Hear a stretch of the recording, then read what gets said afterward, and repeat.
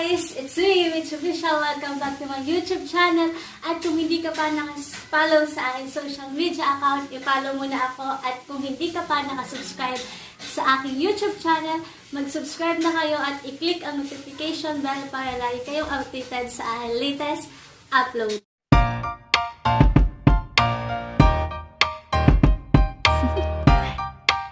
Do you want to know? Well, I've been thinking about you.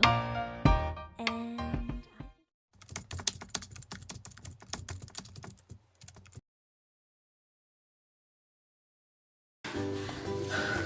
Hiningal ako. So guys, as you can see, iba yung setup natin ngayon. Marami tayong nakalagay dito sa table dahil nga ito yung continuation nung vlog natin last time na nag-unbox tayo ng PR package galing sa Enjoy Philippines. At ito na yung 6 na milk tea na pinadala nila sa atin. Yung iba't ibang klase na flavor. Meron tayong chocolate, ano pa ba? Winter melon, Hokkaido, Okinawa, caramel sugar, at saka taro. Yun yung mga flavor na pinadala sa atin. At meron din tayo mga add-ons tulad ng pearls at ng cream puff at cream cheese. So, ngayon guys, sisimulan na natin gumawa ng mga milk tea at papakita ko sa inyo kung paano tayo gagawa dito lang sa bahay. So, last time guys, pinoproblema ko nga pala kung paano natin gagawin or saan natin ilalagay yung ating milk tea dahil nga hindi tayo makalabas dahil ngayon ay sa quarantine. Tapos wala tayong mabiling baso. Kaya ito lang yung nabili naming baso, yung parang pang-finish ba? Ito lang yung nabili naming baso. Pero trinay ko na to last time. Pwede naman siya, maganda naman siya. Tingnan. Tsaka may nakita rin ako isang YouTuber na ganito din yung ginamit ng baso. Okay naman siya. Tingnan. So, ayun nga guys. So, bago natin simulan gumawa ng ating milk tea, papakita ko muna sa inyo kung anong meron tayo or ano yung mga kailangan nating gamitin para makagawa tayo ng milk tea. So, eto, syempre, hindi naman mawawala itong mga milk tea natin, yung powdered milk drink natin. Para tayo makagawa ng milk tea kung wala tayong ganito, diba? So, ayan, iba't ibang klase ng flavor yan. Tapos, syempre, meron tayong pearls, eto. So, itong pearls pala, yung ginawa ko na siya kanina ahead of time, bago tayo nag-video, ginawa ko na. Ipapakita ko na lang sa inyo kung paano ginawa yung ating pearl. Pasok.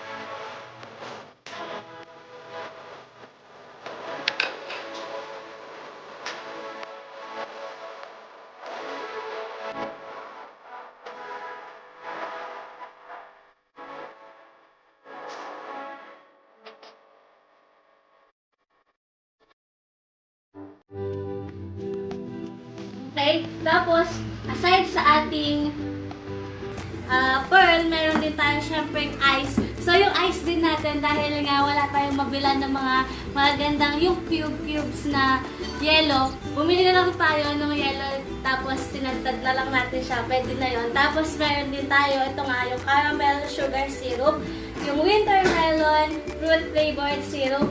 Syempre, meron din tayong water. Ito, mineral water. And then, meron ako ditong tumbler na gagawin ko siyang bali pang shake para ito na lang yung gagawin nating shaker sa ating milk tea. Kasi nga, wala tayo nung para sa pang bartender. Ito na lang. Pwede na to.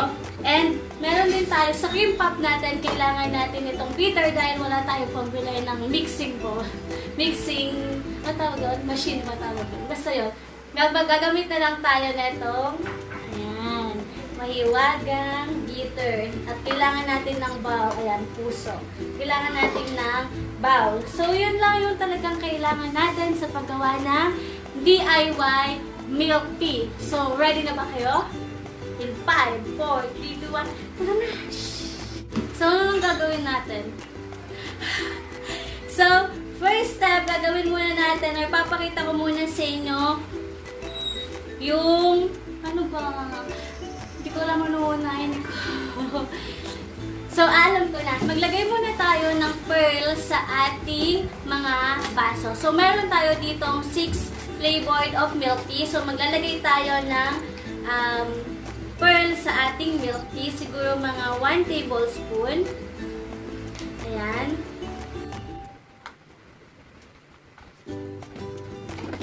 Para tayo dito nagtitinda. Bili na kayo! 2 piso lang, milk tea. Nothing but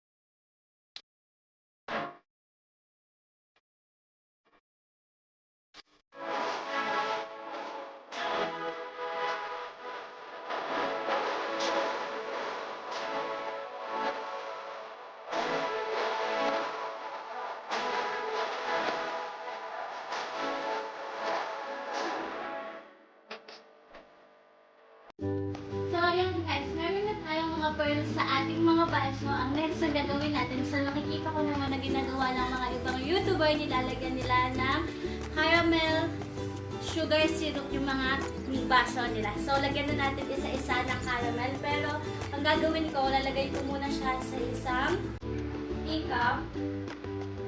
Ayan. nothing better.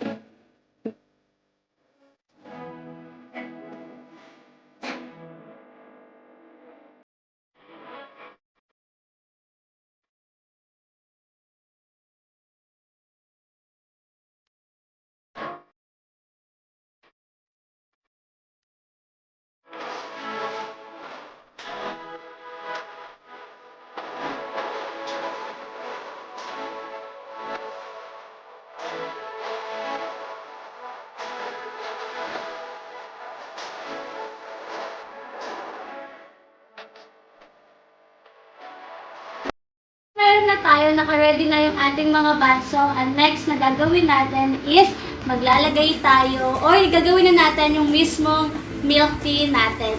So, unahin natin gawin is yung winter melon. So, eto yung winter melon natin. Kupitin lang natin. Ang bango! Ang bango niya. So, ang gagawin natin is maglalagay, dahil nga, yung baso natin is ganito lang kaliit, hindi natin siya magagamitan ng measurement. Kaya, ang gagawin natin is tansyahan na lang. Dahil nga maliliit lang yung baso natin.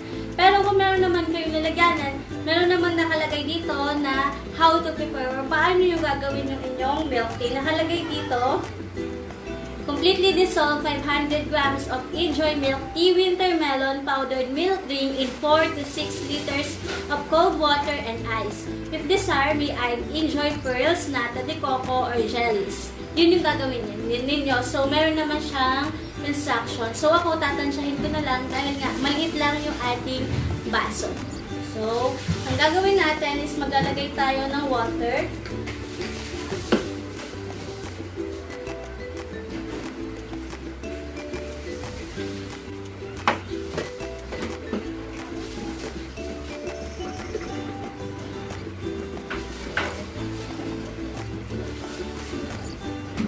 And then maglalagay tayo siguro ng at least 2 tablespoons of milk tea powder.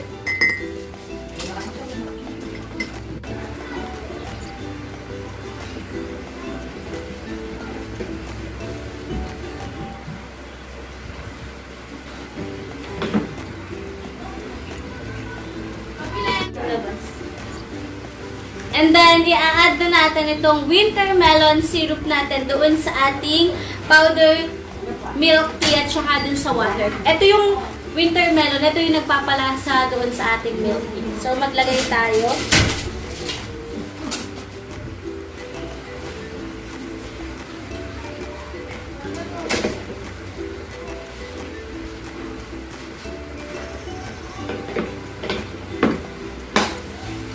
So, noong una, nung gumawa kami dati ng milk tea, ilagay lang namin itong winter melon powder, tapos wala siyang lasa, hindi kalasa ng mga milk tea na nabibili natin talaga. Pero yung pala is lalagyan or i-add natin ng winter melon fruit flavored syrup para maglasa talaga siyang winter melon. So ngayon, i-shake lang natin.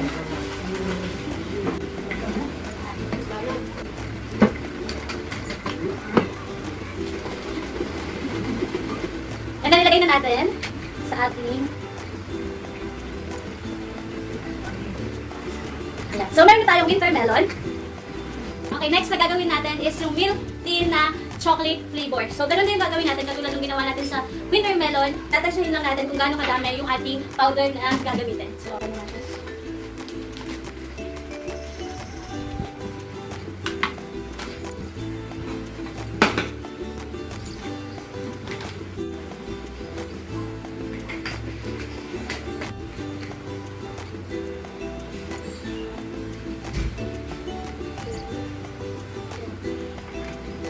Next naman is caramel sugar.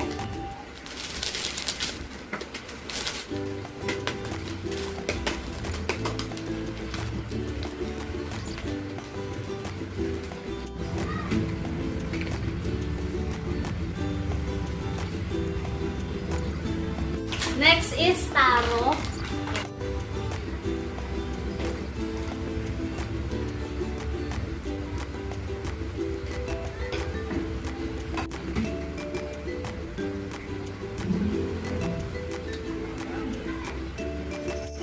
Next naman is yung Hokkaido. Ito, Hokkaido.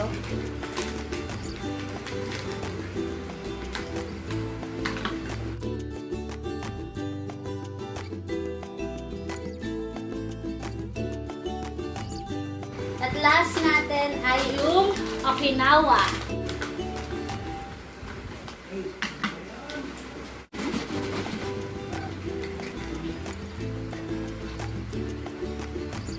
So, ayan guys, meron na tayong 6 na flavor ng milk tea na Enjoy. So, meron tayong winter melon, chocolate, caramel sugar, taro, Hokkaido, at saka yung Okinawa. So, ito yung 6 na ating milk tea. Pero hindi pa yan tapos. Lalagyan pa natin ng cream puff. So, paano ba ginagawa yung cream puff? Ang gagawin lang natin, ibubuhos lang natin yung powder sa ating bowl. And then, maglalagay lang tayo ng water. And then, hahaluin lang natin gamit ang ating beater. So, try natin. Konting water lang para maging fluffy yung ating cream puff. Kailangan cream puff, diba? Fluffy. So, ayan. Naglagay na ako kanina ng water at saka ng powder. Ang gagawin na lang natin is hahaluin natin ng halong-halo. Para tayong ano. Ayan, nakikita niyo ba? Haluin na.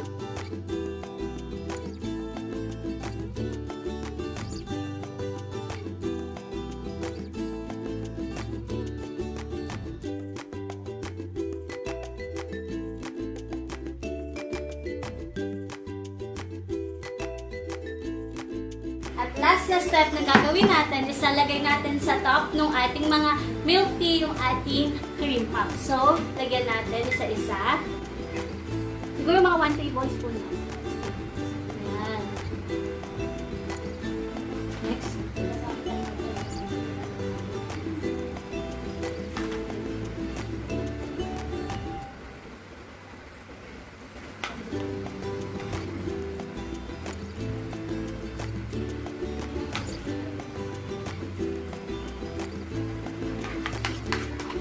Last.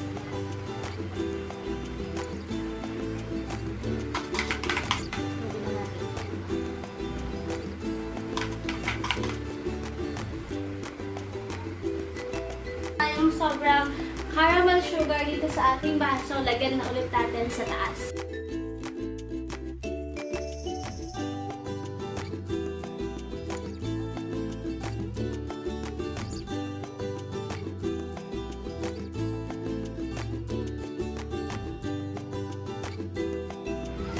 Lapit natin ang ating camera.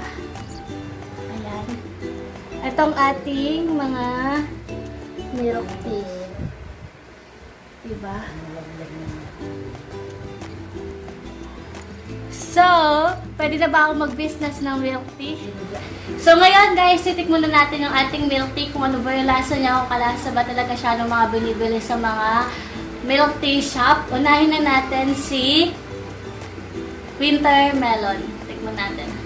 May yellow na nga pala ito, kaya nilagyan ko na. Winter melon. Hindi na pala talaga ako mag-business. Masarap to. Next, tikman natin itong chocolate. Ito yung favorite ko. Siyempre, favorite na lahat. Chocolate. Tikman natin.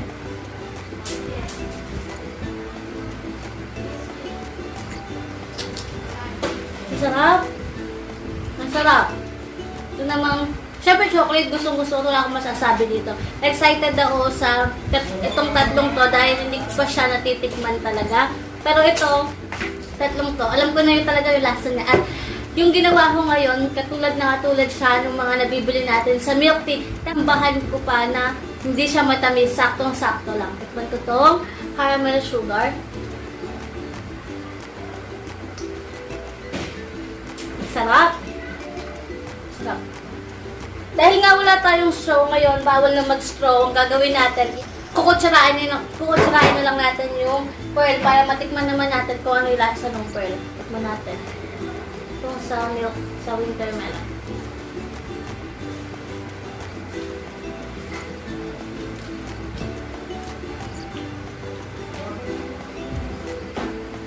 Hindi ko makuha.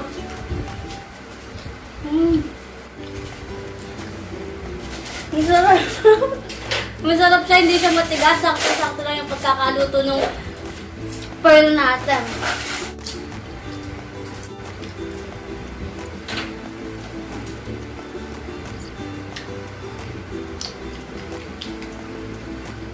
Lasang taro na taro. Pero hindi ko gusto yung, hindi ko medyo gusto yung lasa niya. Mas gusto ko itong tatlong to. Kasi ito next, Hokkaido. Ano kaya lasa ng Hokkaido? Pero tingnan niyo siya. Milk tea. Kulang na lang, di ba yung takip? Milk tea na talaga yung itsura na.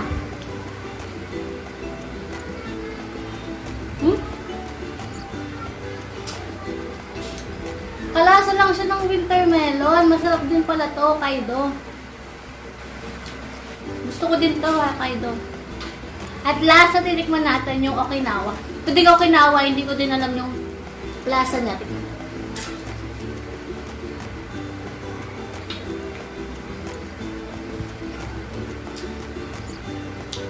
Bakit ganun? Parang magkakalasa lang tong winter melon, Hokkaido, tsaka Okinawa. Silang tatlo yung magkakapareho yung lasa. And then, ibang-iba yung lasa nung ating milk tea na taro. So, maghanap tayo ngayon ng titikim sa ating milk tea na ginawa. Pasok, Queen Clarence and Shanika. Gusto mo tikman? Sa tatlo. Chocolate? Ako kita muna sa kanila, chocolate. Tikman mo na. Masarap? Wala ka pa naman inumin mo. Ano lasa? Chocolate. Oh, masarap, di ba? Lasang ano, yung parang galing talaga sa ano, sa milk tea, no? Kasi kaya sa'yo na yan. Kunin mo na. Thank you. Next week, Clarence. Pares pa kami ng damit. Tig sa bata. Amo ka dito ba? So, anong favorite mo dyan? Ito, winter melon, caramel sugar, taro, Hokkaido, tsaka Okinawa. So, kaya kinuha niya yung chocolate. Ikaw, anong kukunin mo? Yan, winter melon yung kinuha niya. So, tikman mo nga, ano muna yung lasa? Tapos yung cream puff natin, para talagang cream puff nung pabibili, no? Tingnan mo, no? Matamis po siya, tsaka sobrang sarap. Wow, matamis siya, tsaka sobrang sarap. Sige, dahil dyan sa'yo na yan, milk tea. Thank you, love. Ano gusto mo sa ating milk tea? Ito, ube yan. Ube, ito, caramel sugar, Hokkaido, Okinawa. Ube. Ito, ube. Tikman mo muna. Kunin mo na. Tikman mo. Masarap. Ano lasa? Lasa yung pagka-ube. Caramel sugar, Hokkaido, Okinawa. Ano gusto mo? Kasi Japanese ako. Tikman mo muna bago kang walis. Ano kung lasa? Wow, sarap. Na lang yung matitira, tikman mo na. Ito pagsamahin natin.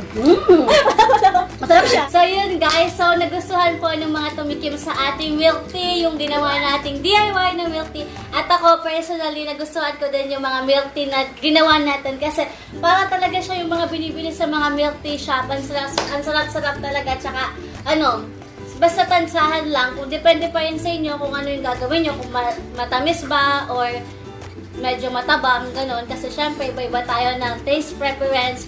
minsan gusto ko kasi matamis na matamis, tas minsan ayaw naman niya kasi sobrang tamis. So, nasa inyo po yan kung paano nyo gagawin yung DIY milk tea. At, wait lang, huwag muna kayong aalis. Kung gusto nyo magkaroon nitong milk tea katulad ko, mag-comment lang kayo sa description box at isubscribe ang aking YouTube channel. And then, after 1 week, mamimili po ako ng 3 tao na bibigyan ko ng milk tea at ng tapioca pearls. Again, magko-comment lang po kayo sa aking YouTube channel ng favorite nyong milk tea flavor. And then, magsusubscribe kayo sa aking YouTube channel para magkaroon kayo ng free na milk tea at tapioca pearls. So, thank you and enjoy Philippines. Bye!